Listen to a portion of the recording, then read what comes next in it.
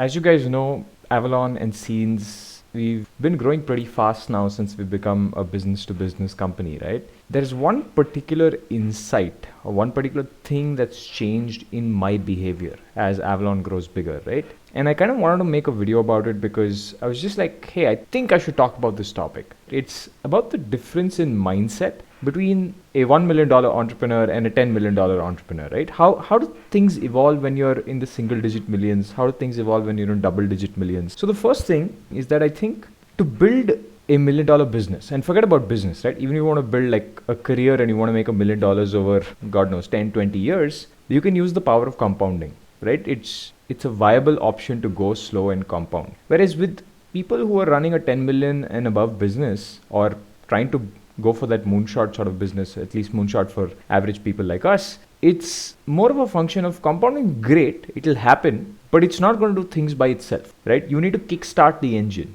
You need to take big risk, right? And the idea that don't make mistakes or don't do anything stupid doesn't hold good anymore, right? I was talking to two friends. One of them is, running a very successful services agency, few $1 million revenue. The other one is running a tens of millions of dollars business. And the difference is so stark, right? The person running the tens of million dollars of business is completely okay with throwing away $5 million on something crazy and new that might take the business 10x. He is always thinking about 10x leverage versus that person who runs that smaller business who's content with making $1 million does not want to do 10x because there is the fear that if I try to do that 10x, I might ruin this 1x that I have in my hand. It's a function of the risk appetite of the person itself, right? I think the next thing to understand is that to scale to above 10 million, you have to make lots of mistakes. You have to blitz scale, and it's okay to lose a bit. Like there's an understanding that I'm going to make n number of mistakes and the path is not fully figured out. Whereas trying to build $1 million business, you have a roadmap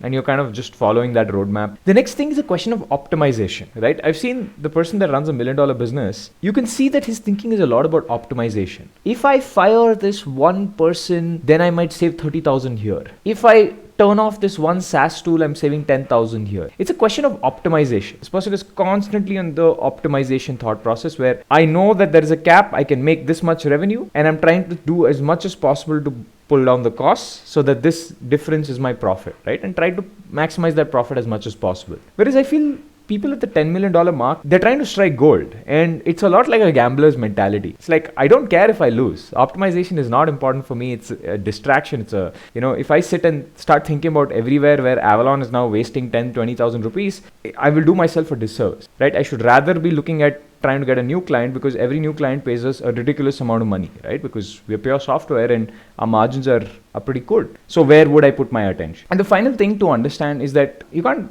do a $10 million business alone. To do 10 million plus, you need a team.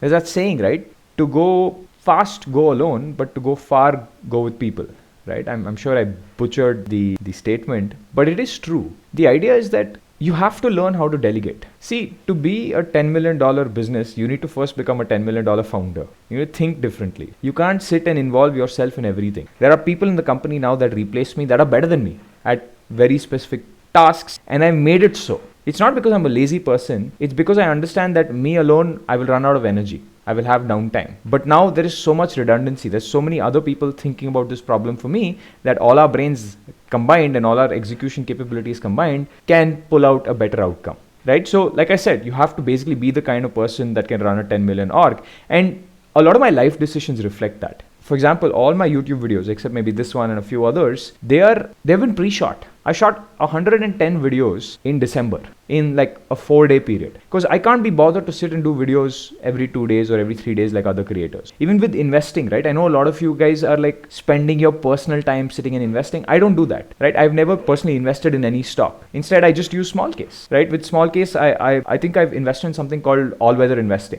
It is a safe, reliable sort of endeavor where I don't have to worry. There is some expert, like I said, delegation, some expert who's just managing it. Even with editing my videos, I do not see the videos after they're edited. I know all other creators do it. I do not. I trust my team. And I've picked out a team such that they're very good, right? They have figured this out. They've worked with me for long enough. There's a relationship and they're smart people. right? So I will not try to optimize and try to get some guy and I pay him like, 200 rupees a video, because some people do that. 200 rupees a video and, say, hey, this video is not good enough by the end of it, or nitpick. I don't nitpick. There are issues, tiny issues with all my videos. I don't care, right? Because outcome of that is more important than me, changing a little bit of an edit here and there. It does not increase subscriber count, right? So like I said, delegate what I can't do well or I don't have the time to do, so that I can focus on the 10x bet. Finally, I think that 10 mil plus entrepreneurs understand branding and distribution, right? They get the idea of packaging your thing in a nice format. Like if you look at, we launched this thing on Product Hunt very recently. It's called Community Masters. It's an ebook, right? It's an ebook about how you can build a community. It is the number one product on Product Hunt. It was the number one product on Tuesday when we launched it. Why? The reason is two things. The first one is distribution, right? Me, Shashank, my co-founder, my other co-founder, we got great distribution. And we built that distribution on purpose because we knew that it is useful for assets like this. And the second thing is, just look at how the ebook is presented. It's not just, a cover and, hey, buy this. It looks good. It feels premium, right? Whereas the 1 mil entrepreneurs, the smaller guys, are always thinking about, they're not even thinking about distribution or branding. They're like, it doesn't matter. To do distribution and branding, you need a budget, you need to spend on ads. One of the classic signs of somebody who is a bootstrapped entrepreneur, who's not done too much, who's not too experienced, is they tend to not spend on advertising at all. They don't understand the value of advertising. Easy way to see this is your talent burn more than your advertising burn? If that is true, then you're probably not really focused on getting a 10x outcome. Whereas all the large companies who want that 10x outcome, who have, who are trying to make tens of millions of dollars in revenue, you'll see their advertising budget is in millions. Right? They easily spend 40-50 lakhs just with Facebook, Instagram alone, right? And that sort of risk-taking capability, I think, is only there in the 10 mil plus entrepreneurs. The idea is, look, most of you guys have to go through that 1 mil mark, right, to first get to 10 mil. So I think in the beginning, it's an optimization game. It's a price cut game. It is a, trying to get slowly better, trying to compound. But there will be a mark where, hey, you've made enough money and now it's time to take the risk. Or maybe you're somebody in college and you have nothing to lose. So you might as well go for the large outcome, right? You might as well go for the 10 mil plus outcome. So it depends on your mindset, and it is possible to change your mindset. I'm just here to tell you that most people don't even think about it. So yeah, bye.